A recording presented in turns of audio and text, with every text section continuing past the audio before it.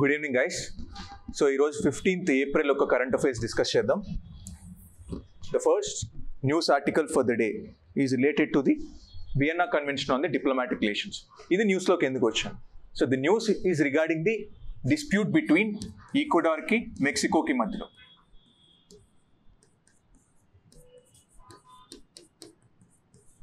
ఈక్వెడార్కి మెక్సికోకు మధ్యలో డిస్ప్యూట్ నడుస్తుంది అనమాట.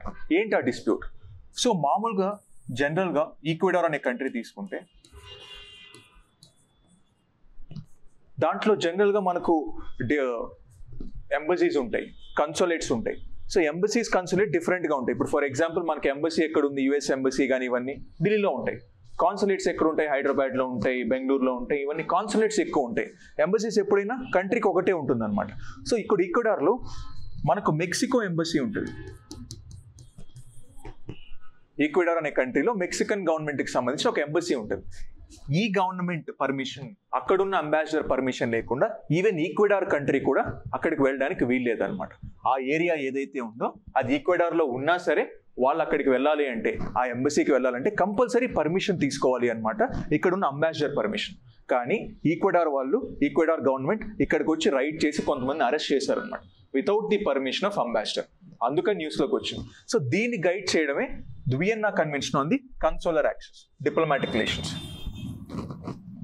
ఇటువంటిది ఈ రూల్స్ ఎక్కడి నుంచి వచ్చాయంటే Vienna convention on the diplomatic relations 1961 నుంచి రూల్స్ వచ్చాయి. అదేం చెప్తుంది, ఇక్కడికి ఎంటర్ అవ్వకూడదు, అంబాసిడర్ పర్మిషన్ తీసుకోవాలి, ఇవన్నీ దీంట్లో ఉంటాయన్నమాట. ఇవన్నీ సైన్ చేసిన కంట్రీస్ దీన్ని కంపల్సరీ పార్టిసిపేట్ చేయాలన్నమాట, దాన్ని రూల్స్ని కంపల్సరీ చేయాలన్నమాట. సో కానీ అది చేయలేదు కాబట్టి వీళ్ళు ఏం చేస్తున్నారంటే, మేము ఇంటర్నేషనల్ కోర్ట్ ఆఫ్ జస్టిస్కి వెళ్తాము. ఇంటర్నేషనల్ కోర్ట్ ఆఫ్ జస్టిస్ ఏం చేస్తుంది, రెండు కంట్రీస్ మధ్య డిస్ప్యూట్స్ ఉన్నప్పుడు తీసుకొస్తుంది అనమాట జస్టిస్ అనేది. అందుకని అక్కడికి వెళ్తామని మెక్సికో చెప్తుంది అనమాట. అందుకని న్యూస్లోకి ఉందన్నమాట. సో ఇప్పుడు బేసిక్గా ఎప్పుడైనా గుర్తుపెట్టుకోవాల్సింది, ఎంబసీ డిఫరెంట్గా యాక్ట్ చేస్తుంది, కాన్సులేట్ డిఫరెంట్గా యాక్ట్ చేస్తుంది. రెండు డిఫరెంట్ అనమాట. ఎంబసీ అనేది larger area, it's a larger term. To ambassadors guide చేస్తారు, కన్సులేట్స్ నార్మల్ డిప్లొమాట్స్ గైడ్ చేస్తారు అనమాట. సో అంబాసిడర్స్కి వచ్చేసరికి ఇది ఎక్కువగా అప్లికబుల్ అవుతుంది ఎంబసీకి. So the Vienna convention on the diplomatic relation ఎంబసీకి అప్లికబుల్ అవుతుంది. కన్సులర్కి సంబంధించి Vienna convention on the consular access అని సపరేట్ ఉందన్నమాట. Vienna convention on consular access 1963 convention ఒకటి ఉంది. ఈ రెండింటి డిఫరెంట్ కన్వెన్షన్స్ గైడ్ చేస్తాయి అనమాట. రెండింటికి ఒకే కన్వెన్షన్ ఉండదు. దానికేమో డిప్లొమాటిక్ రిలేషన్స్, దీనికేమో కన్సులర్ యాక్సెస్ అని 1963 కన్వెన్షన్ ఒకటి ఉంది. రెండు వియన్నానే ఆస్ట్రియాలో సైన్ చేశారనమాట, అందుకే వియన్నా కన్వెన్షన్ అంటున్నాం.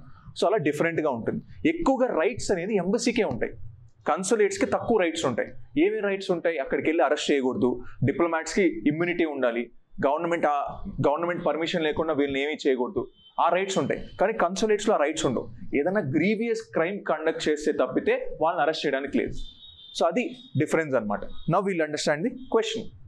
Consider the following statements about the Vienna Convention on the Diplomatic Relations. The convention provides for the privileges and immunities granted to the consular officials when posted to a foreign country. So foreign country lo post cheste vallaki iche rights anamata. So this is a right statement. The convention was adopted in 1963 by United Nations Conference on Diplomatic Intercourse and Immunities held in Vienna.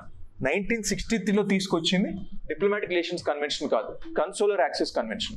ఈ convention 1961 లో తీసుకురావడం జరిగింది. So this is a wrong statement. How many of the above statements are correct? Only one is the right option here. Now we look at the next question. So నేను పోయినసారి ఒక government గురించి discuss చేశాను అనమాట, that is Uttarakhand government.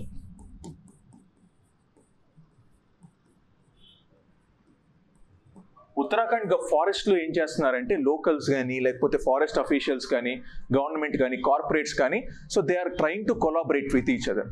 Collaborate చేసి eco tourism promote చేస్తాము. So we're trying to promote eco tourism అని చెప్తున్నారు. దానికోసం దే ఆర్ ఫెల్లింగ్ 6,000 ట్రీస్, వీటిని తీసేస్తున్నారు అనమాట ఆ అడవి నుంచి. సో దీన్ని సుప్రీంకోర్టు అడ్డుకుంది. సుప్రీంకోర్టు సెడ్ మీరు ఎకో టూరిజం ప్రమోట్ చేయండి, వెల్ అండ్ గుడ్, బట్ ట్రీస్ని ఎందుకు కట్ చేస్తున్నారు? మీ యొక్క బెనిఫిట్ కోసం 6,000 ట్రీస్, అది కూడా 6 ట్రీస్ కాదు, 6,000 ట్రీస్ అగెయిన్స్ట్ ది ఎన్వైరన్మెంట్కి అగెయిన్స్ట్ అని దీనికి అడ్డుపడింది అనమాట. సో ఇప్పుడు మనకి ఎకో టూరిజం యొక్క వల్ల వచ్చే బెనిఫిట్స్ ఏంటి? దానివల్ల వచ్చే ఛాలెంజెస్ ఏంటి. సో జనరల్గా ఎకో టూరిజం దేన్ని ప్రమోట్ చేస్తుంది? Ecological tourism. అంటే నేను ఎకో సిస్టమ్ని ప్రమోట్ చేయాలి, టూరిజంని ప్రమోట్ చేయాలి. ఎకో సిస్టమ్ని ప్రమోట్ చేయాలి అంటే ఏంటి? అక్కడ ఉన్న స్పీసీస్ని ప్రొటెక్ట్ చేయడం, అక్కడ ఉన్న ట్రీస్ని ప్రొటెక్ట్ చేయడం, ఏదైనా ఇన్వేజివ్ స్పీసీస్ రాకుండా చూసుకోవడం, ఇవన్నీ నేను ఎకలాజికల్గా చేస్తానన్నమాట. టూరిజంకి ఏం ప్రమోట్ చేయాలి? టూరిజం వాళ్ళకి అన్ని అమ్యూనిటీస్ ప్రొవైడ్ చేయాలి, అక్కడ క్లీన్ డ్రింకింగ్ వాటర్ ఉండాలి, ఎవ్రీథింగ్ రిసార్ట్స్ ఉండాలి, ఇవన్నీ వాళ్ళ కోసం ప్రమోట్ చేయాలి. సో రెండు డిఫరెంట్ కదా, రెండు గోల్స్ ఎలా సాల్వ్ చేయగలం ఎకో టూరిజంలో? అది బ్యాలెన్స్ చేయడమే ఎకో టూరిజం చేయాల్సింది అనమాట. సో ఇప్పుడు ఫర్ ఎగ్జాంపుల్ నేనే ఉన్నాను, ఒక టూరిస్ట్గా వెళ్ళాను అనమాట. నా దగ్గర ఏదో ఒక చిన్న మొక్క లాంటిది ఉంది, అక్కడ వెళ్ళి నాటేసి వచ్చా, అది అక్కడ ఇన్వేజివ్ స్పీసీస్ అవ్వచ్చు. సో ఇలా తీసుకొచ్చిన మన బ్రిటిషర్స్ ఏం చేసేవాళ్ళంటే అప్పట్లో ఇన్వేజివ్ ప్లాంట్స్ తీసుకొచ్చి ఇక్కడ నాటేవాళ్ళు, చూద్దాం ఎలా పెరుగుతుందో ఏంటో, ఒక సరదాకి ఏం చేద్దాం తెలుద్దామని. సో అలా ఇన్వేజివ్ స్పీసీస్ చాలా వచ్చాయి ఇక్కడ.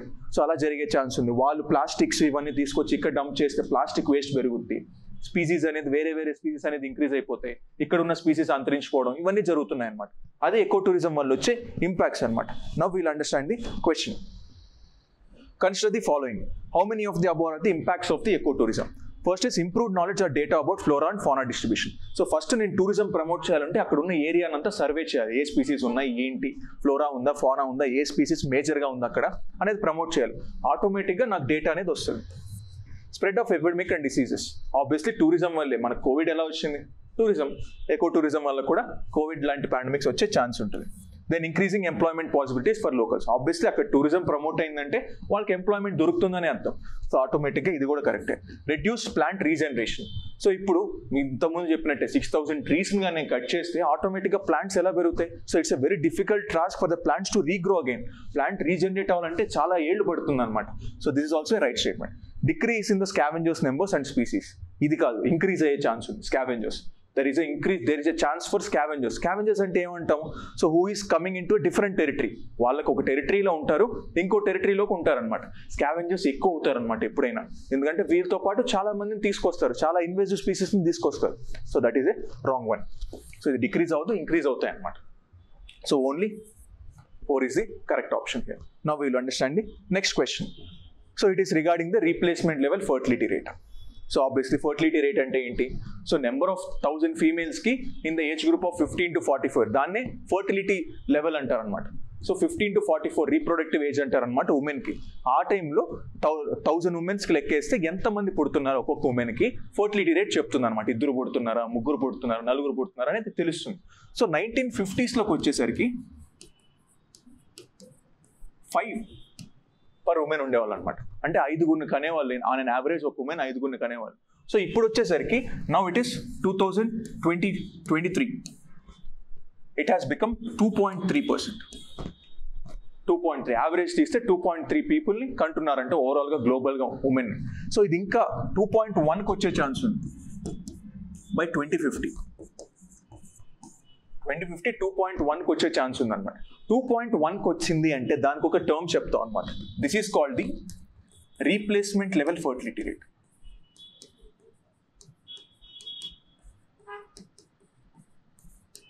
So replacement level fertility rate అంటాం అనమాట. సో ఎవరిని రీప్లేస్ చేస్తున్నాం?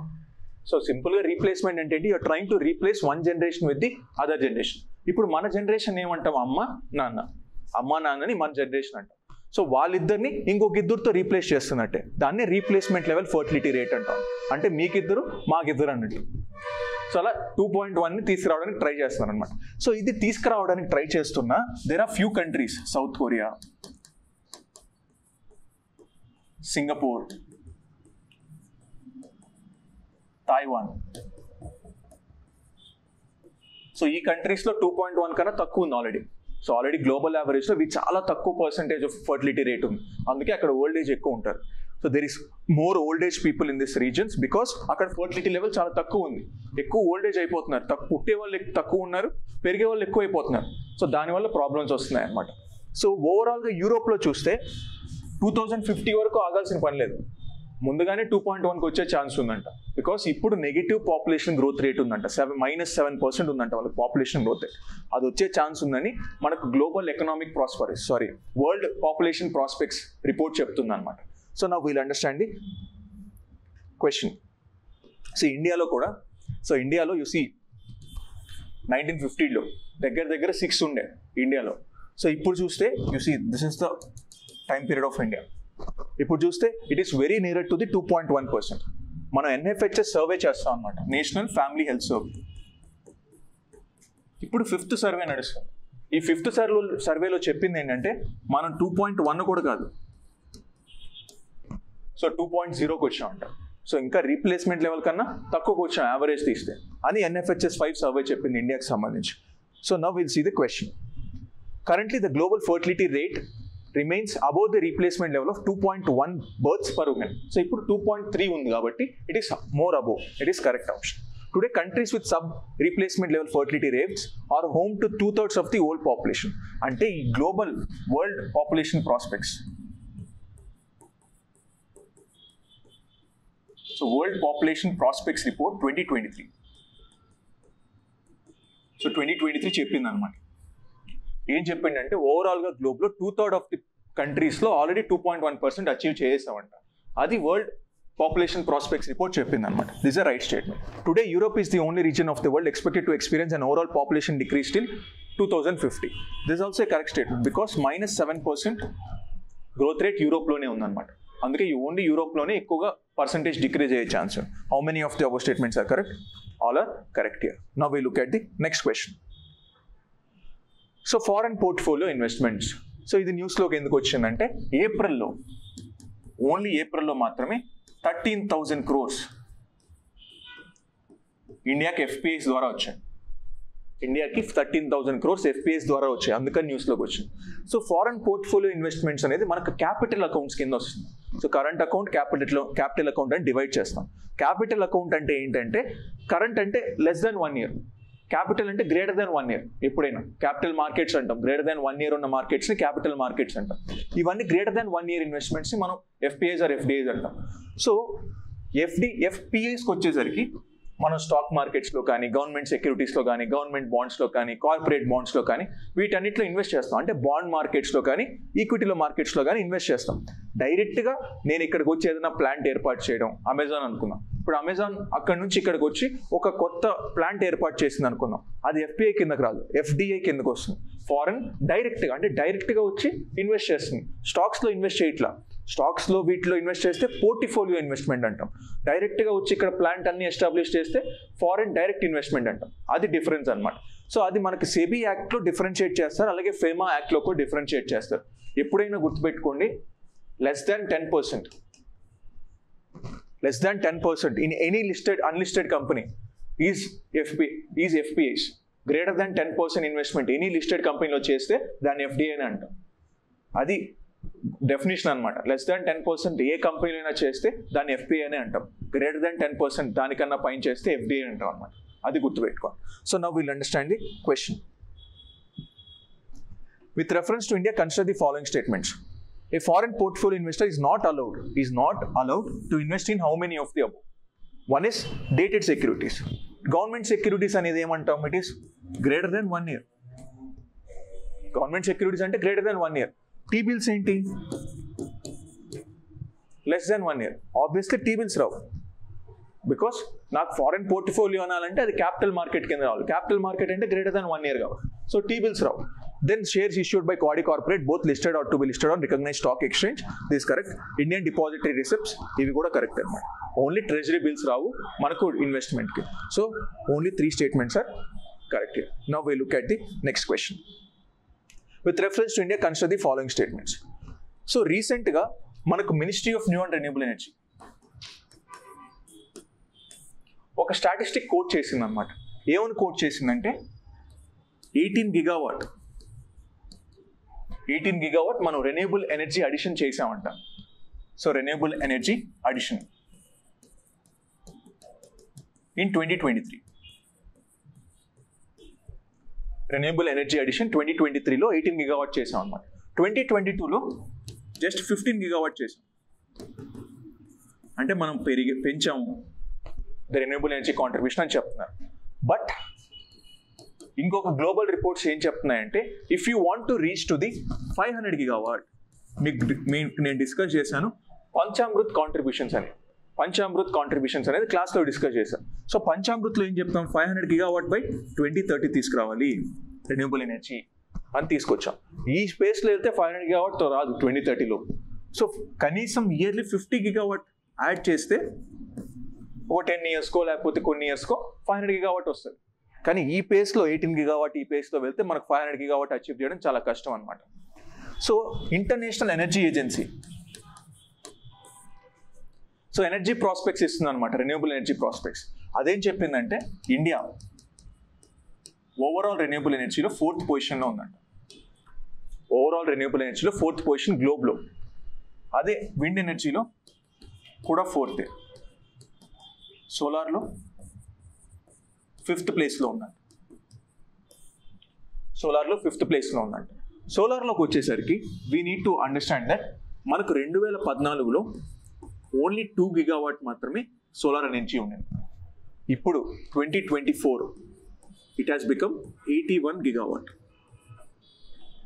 81 గిగావాట్ అంటే చాలా పర్సెంటేజ్ ఇంక్రీజ్ అయిందన్నమాట. 2 గిగావాట్ ఎక్కడ, 81 గిగావాట్ ఎక్కడ. So more than 30 times increase అయిందన్నమాట. So that's why it is in news. So now will understand the question. India stands 4th globally in the renewable energy installed capacity. This is a right statement. Total solar power capacity in the country has increased by more than 30 times during the last decade. This is also a right statement. Government of India has set a target of establishing 50% cumulative electric power installed from non-fossil fuels based energy by 2050 by 2030. 2030 lopu we are trying to generate that 50%. So adi wrong anamata. So how many of the above statements are correct? Only 2 statements are correct here. Now we look at the next question. So doxing. So అదేదో boxing లాగా ఉంటుంది అనమాట, Daxing అనమాట. So Daxing అంటే సింపుల్గా చెప్పాలంటే ఇప్పుడు నేను ప్రైవేట్గా దాచుకున్న ఇన్ఫర్మేషన్, నా ఫ్రెండ్స్తో మాత్రమే షేర్ చేసుకునే ఇన్ఫర్మేషన్, అవి ఎవరో ఒకరు హ్యాకర్ వచ్చి ఆన్లైన్లో పెట్టేస్తాడు అనమాట. ఇప్పుడు చూస్తూ ఉంటాం కదా, మన ఫొటోస్ ఆన్లైన్లో దొరుకుతుంటాయి, ఎక్కడెక్కడికో వెళ్తూ ఉంటాయి. దాన్నే డాక్సింగ్ అంటాం. అంటే మన ప్రైవేట్ ఇన్ఫర్మేషన్ ఎవరో హ్యాకర్ చేతిలోకి వెళ్ళడం.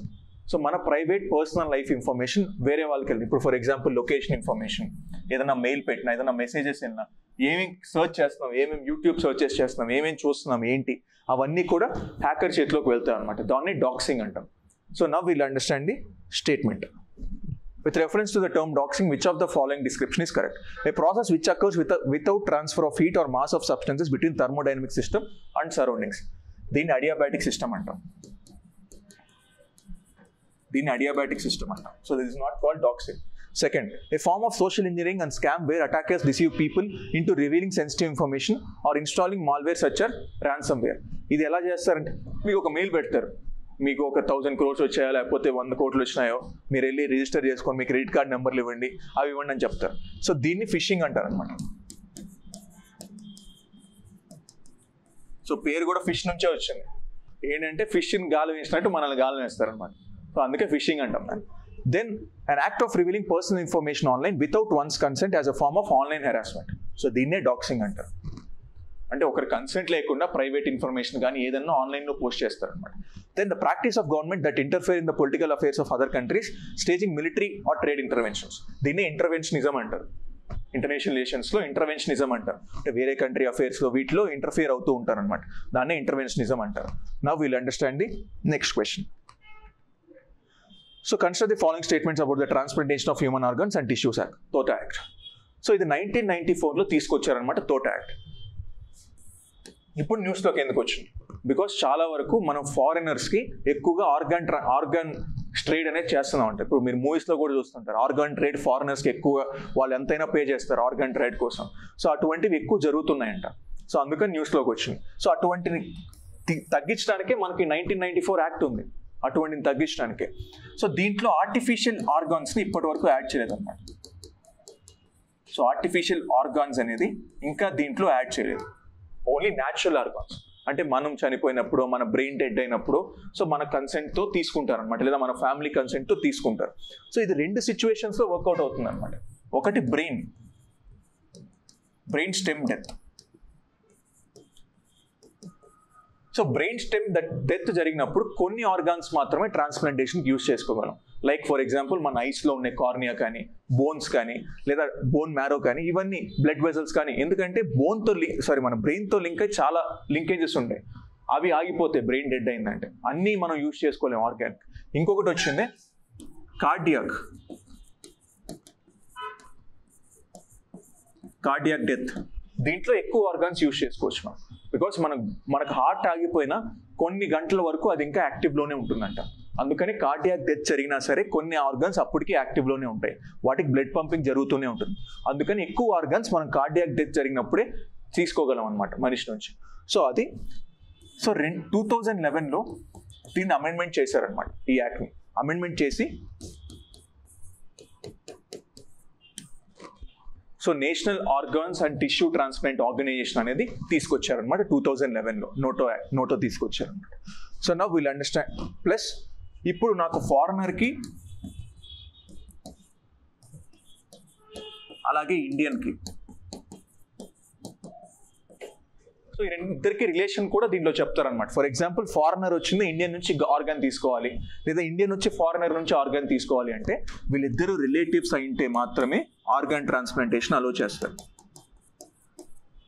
రిలేటివ్స్ అయిండాలన్నమాట. దానికి ఒక కమిటీ ఫామ్ చేస్తారు. ఆ కమిటీ కంపల్సరీగా వీళ్ళు రిలేటివ్స్ అని తెలిస్తే మాత్రమే ఈ ఇద్దరికి ట్రేడ్ అనేది జరుగుతుంది, ఆర్గాన్ ట్రేడ్. లేకపోతే ట్రేడింగ్ అనేది ఒప్పుకోరు అనమాట.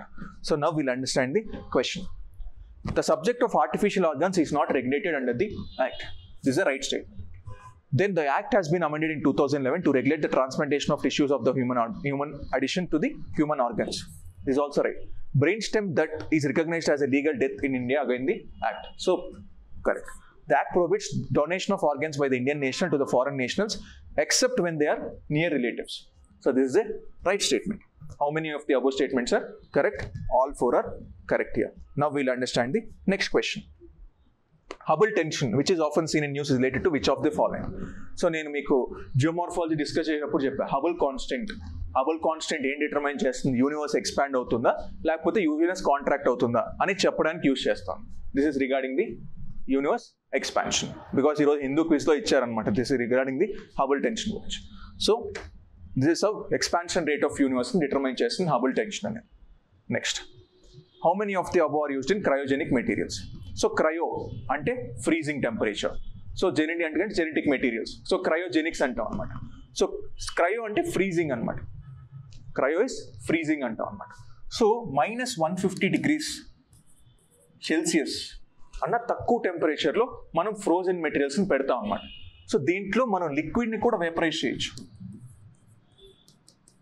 లిక్విడ్ని వేపరైజ్ చేస్తాం, అప్పుడు స్టోర్ చేసుకుంటాం అనమాట. దీంట్లో ఏ లిక్విడ్స్ని ఇప్పటి వరకు యూజ్ చేసుకోవడం జరిగింది అంటే హీలియంని, ఫ్లోరిన్ని, ఆర్గన్ని, ఆక్సిజన్ని, మీథేన్ని, హైడ్రోజన్, నియాన్, నైట్రోజన్, వీటన్నిటి కామన్లీ యూజ్ క్రయోజెనిక్స్ అంటారు అనమాట. మేజర్గా మనం క్రయోజెనిక్ మెటీరియల్స్ ఎక్కడ వాడతాం? రాకెట్స్లో వాడతాం.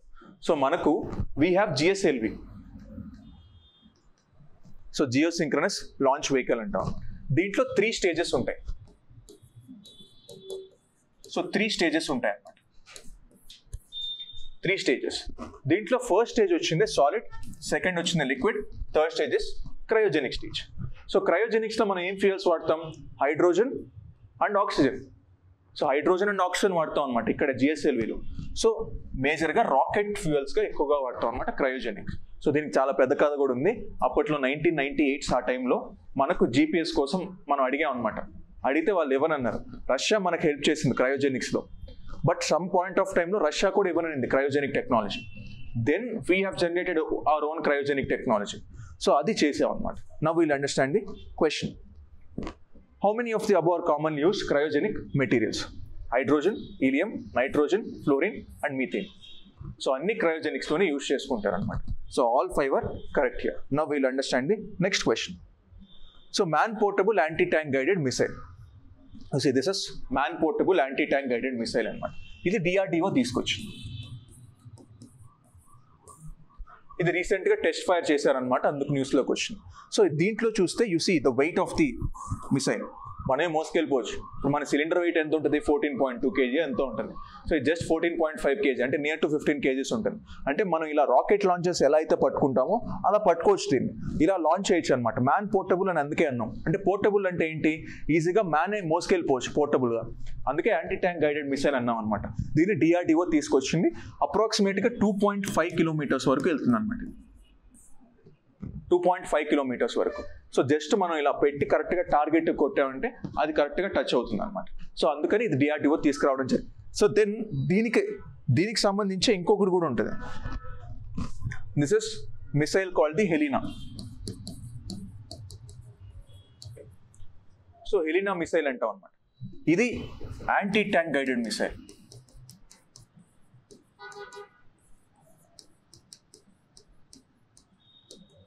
Anti tank guided missile. So ఇటువంటివి ఎలా ఉంటాయంటే ఫైర్ అండ్ ఫర్గెట్. అంటే మనం ఫైర్ చేసామా మర్చిపోయాం, ఇంకా జస్ట్ ఆ పాయింట్ చూసి ఓకే అక్కడికి వెళ్తుందని మనం నమ్మేసి ఫైర్ చేస్తాం, ఫర్గెట్ చేస్తాం. సో ఇది ఫైర్ అండ్ ఫర్గెట్ ప్రిన్సిపల్ పైన వర్కౌట్ అవుతుంది అనమాట ఈ హెలినా అనే మిసైల్. చూసి ఇప్పుడు ఇక్కడ నుంచి ఫైర్ చేస్తే స్ట్రైట్గా నేను చెప్పిన చోటికి వెళ్తుంది. సో అది ఫైర్ అండ్ ఫర్గెట్ అంతే. ఇప్పుడు అక్కడికి వెళ్తుందని నేను నమ్ముతున్నాను అంతే. సో వెళ్తుందో లేదో మనకు తెలియదు. సో అది ఫైర్ అండ్ ఫర్గెట్ ప్రిన్సిపల్లో ఉంటుంది అన్నమాట. So now will understand the question.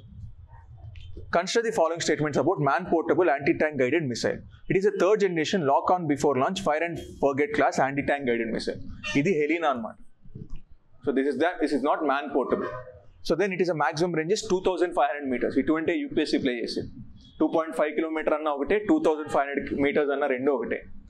So with a launch of less than 15 kg. This is a right statement. It is indigenously developed by DRDO. This is also a right statement. How many of the above statements are right? Only 2 statements are right here. So these are the questions for today, guys. We'll meet again tomorrow. See you.